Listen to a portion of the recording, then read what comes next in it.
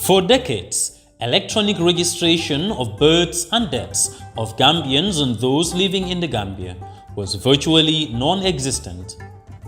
Stockpiles of manual registration books dating back to time immemorial had existed for several years, making retrieving and processing of vital data a challenge. This is now set to change.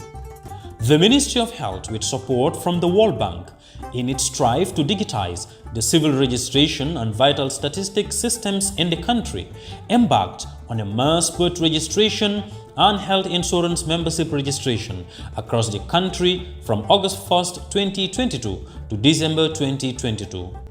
When a person goes to a registration center, his or her biographic information, such as name, sex, date of birth, and so on, is recorded electronically, along with having his or her photograph taken. This information is checked immediately on site by a registrar, and the person receives a birth certificate printed on a security paper with a watermark of the Gambia coat of arms. The birth certificate has a national identification number and a QR code printed on it.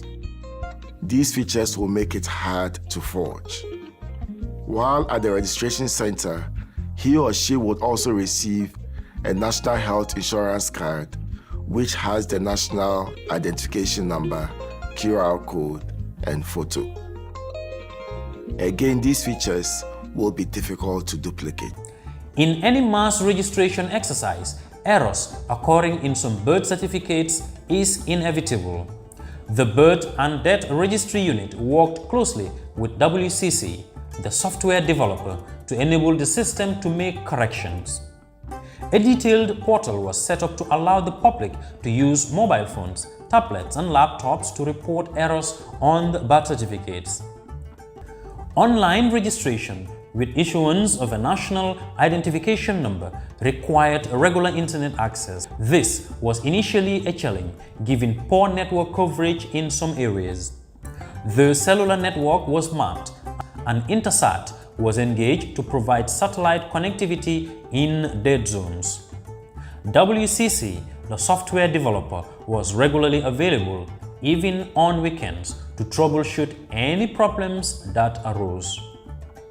Supported by the World Bank, this important project is envisaged to change and improve healthcare services in the Gambia, thus advance the socio-economic lives of all residents of the Gambia.